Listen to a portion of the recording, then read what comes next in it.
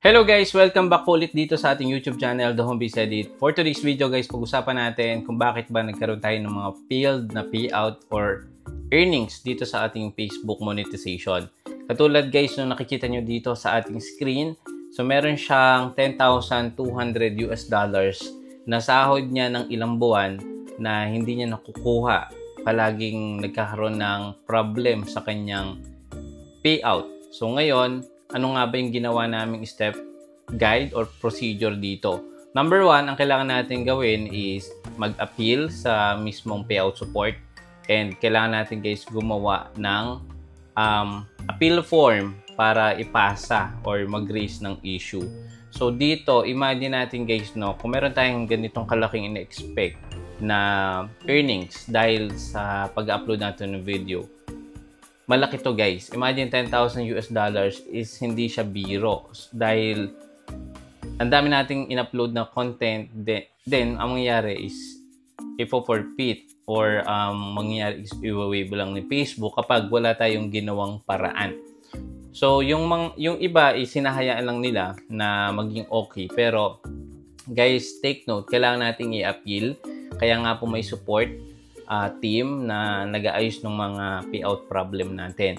But for today's video, ituturo ko sa inyo and bibigay ko yung mismong appeal form.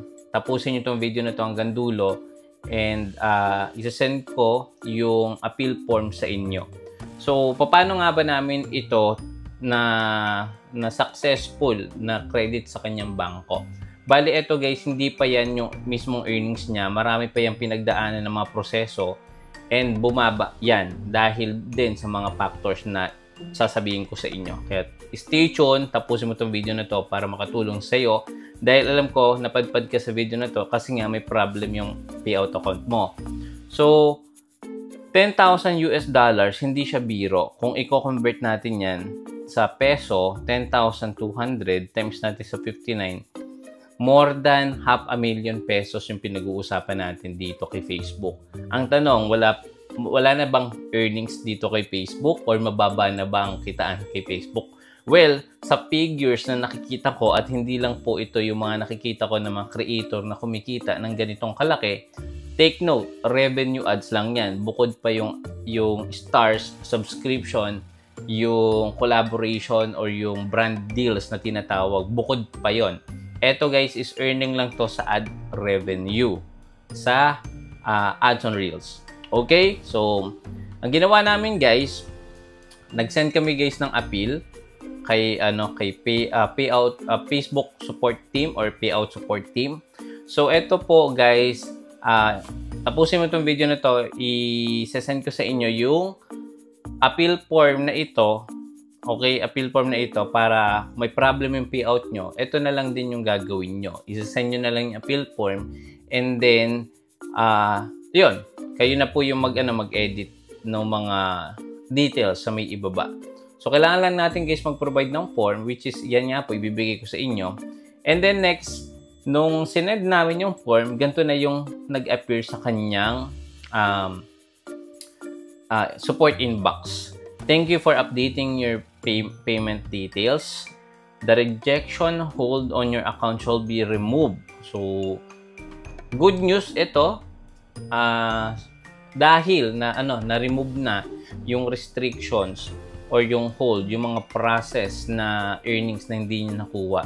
So, mula nung ilang buwan na pag-upload niya, palagi nagkakaroon is process. Kung hindi naman guys, is nag-failed. So, sasabihin ko sa inyo kung bakit ba nag-fail, pag-uusapan natin yung maya-maya.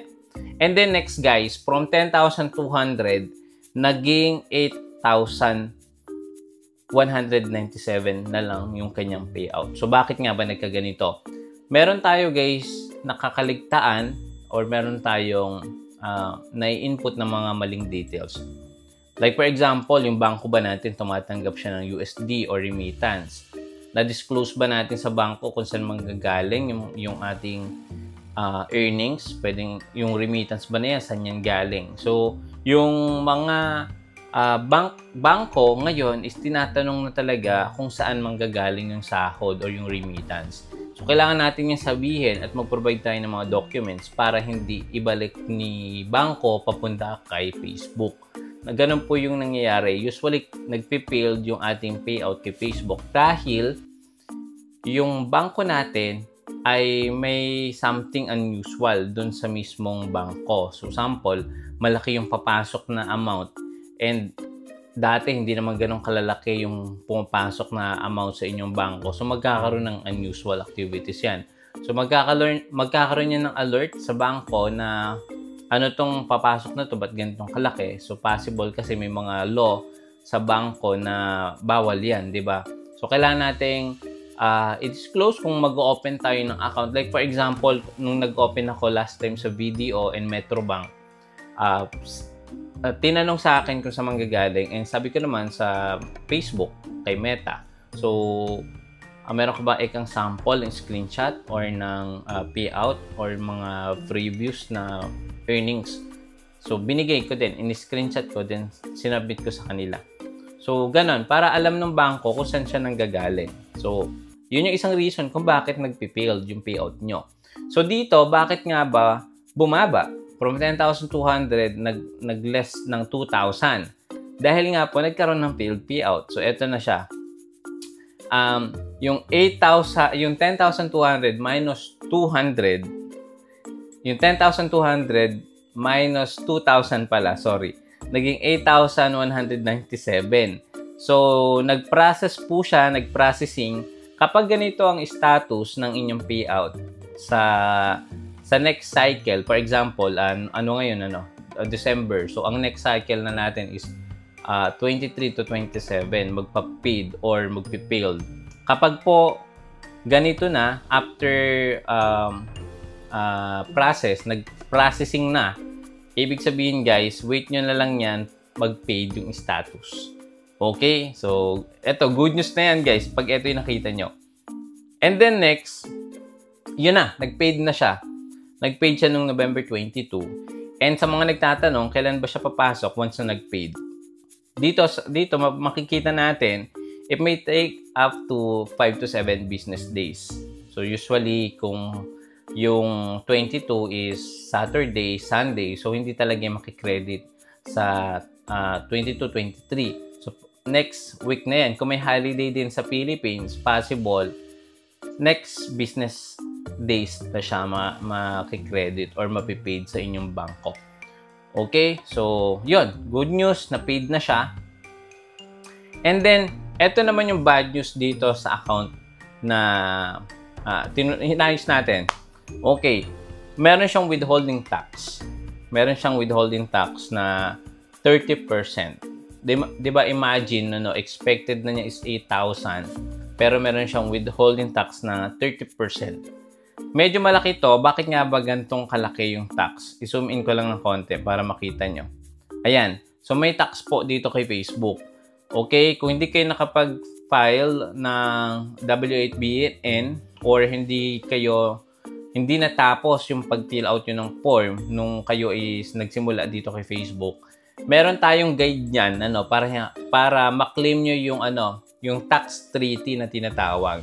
So, etong withholding tax, lahat po ng kinikita niya dito is binabawasan ni Facebook ng 30% kasi wala siyang tax treaty na fill out. So, be very careful sa pag-fill out ng tax information. So, meron tayong separate guide niyan or i-update ko sa next video. Kaya, kung bago ka pa lang dito, don't forget to subscribe para sa next upload ko, pag-usapan natin yung paano i-set up yung inyong payout account para hindi kayo bawasan ni Facebook ng 30%. So, malaki to guys. Imagine natin, from 10,200, minus natin guys yung 2,000. So, mamaya pag-usapan natin kung saan napunta yung 2,000. So, 8,200 na lang. I-minus natin guys dito yung 30%. So, 2,460 yung kanyang niles. O, tama. 2,400 something. Okay. So, 2,400 minus natin 2,460 nakalagay dito sa may ibaba. So, ito na lang sasahurin niya, guys. 5,740 times natin sa 59. So, yan. Yan yung sahod niya sa bangko. Papasok yan. Okay? And then next, kung bakit nga ba nagkaroon ng tawag dito, ng less 2,000 kasi nga nag-failed yung 2,000.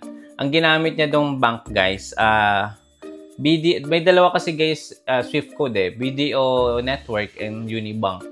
BDO Network yung nailagay niya dun sa unang buwan na sinahod niya, which is 2,000. So, yon. So, from 10,200 less 2,000, so 8,200. So, naging 8,200 less 30% ng ni Facebook sa tax. So, ito yung sinahod niya, guys. 'Di ba? Pero which is good news pa din. Okay. Kaya nga sinasabi ko sa inyo, guys, kailangan nating i-appeal yung mga failed na payout natin or yung mga process. Kasi, pwede po ang maging status na niyan is maging not payable. So, meron tayong mga na-encounter niyan sa mga ibang video pag-usapan natin kung ba't naging not payable. Kasi nga, 'di ba, minsan humahigpit si Facebook, minsan hindi. Hindi ko din talaga totally masasabi bakit yung iba merong earnings pa din kahit unoriginal content. Hindi ko masabi kasi nga si Facebook. Pero base pa rin sa policy ni Facebook is bawal. May iba talaga na nakakalusot pa din. And kumikita. I don't know, siguro sa next video pag-uusapan natin yan. Okay? So, sabi ko dito, yung 2,000 USD mo, papasok yon sa next cycle. Okay? Kaya, yun lang. Sa website naman ni Facebook, kung i-check natin yan, sabi dito, sa Facebook Business Help Center, ito yung kailangan natin gawin para ma-set up natin yung ating bangko. Set up your payout account. Ayan. So, kailangan natin mag-provide ng bangko. Kailangan natin mag-submit ng tax information.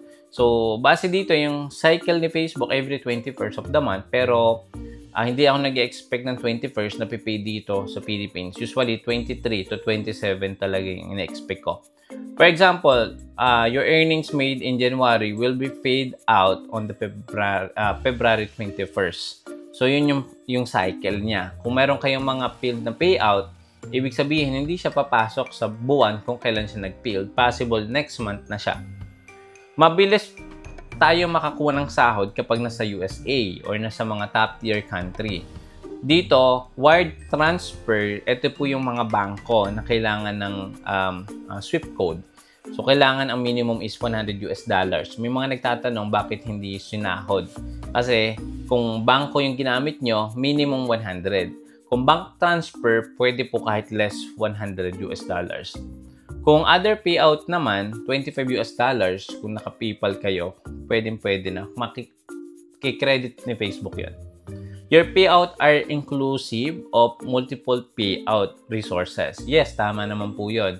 Like for example, ads on Reels and stream ads, magkakasama na yon sa isang invoice. Yung bonus lang ata magkaiba. Tsaka yung subscription. So, yun. Minsan, wala tayong nare-receive na invoice kasi hindi tayo nag-link ng active email. So, kailangan nyo mag-link ng active email para padalang kayo ni Facebook ng electronic invoice. Okay? So, bakit nagkakaroon ng rejected or delayed na payout? Sabi dito, when you update your payout account information, your account will be placed on 5 days hold. Pero guys, ganito So, sample, nag-failed yung inyong payout ng 21st of the month. Nag-failed siya. Tapos, in-update nyo siya. Hindi ibig sabihin by 26 to 27 mag-paid. Hindi. Expected na natin next payout cycle na siya. Okay, wag tayong mag-expect. Pag nag-fail noong 21, sabi ni Facebook ko, update mo lang yung account mo. After nyan, ma-hold yan yung inyong payout account din, magiging paid. Hindi. Expect na natin next payout cycle na siya. Okay? Dito naman sa Philippines nga, sinasabi ko sa inyo, kapag 21st to 23 of the month, na paid siya, hindi naman automatic magpapakita na sa bangko or mag-a-appear na yung sahod nyo. Hindi po ganon. Yan po ay ipoproseso pa ng bangko. Usually, again, sinasabi ko hanggang 25 to 27 or end of the month. Yun yung expected. Pero hindi na malalagpas ng isang buwan. Pero yung iba lumalagpas, pero depende na yun. Sobrang ano lang yan, minimal lang yung ganun. Hindi siya lalagpas ng buwan kung kailan tayo dapat sumahod. Okay, for now, hanggang dito muna yung video natin. Maraming salamat sa panonood. And guys, yung form na hinihintay nyo, ilalagay ko dyan sa description. Ililink ko na din guys sa comment section para mabilis nyo ma-copy-paste and i-edit nyo na lang. Okay? And sa mga bago nanonood sa atin guys, maraming salamat. Malapit na tayo mag 150,000 subscriber. At kung bago ka pa lang, click mo naman yung bell icon dyan and click the subscribe button, di ba? Para palagi kang ma-notify or palagi mo makita yung video natin kapag may mga updated content na tayo. Pasensya na humaba pero sana may naintindihan kayo kahit paano. Yun lang guys. See you again sa next video. Bye-bye!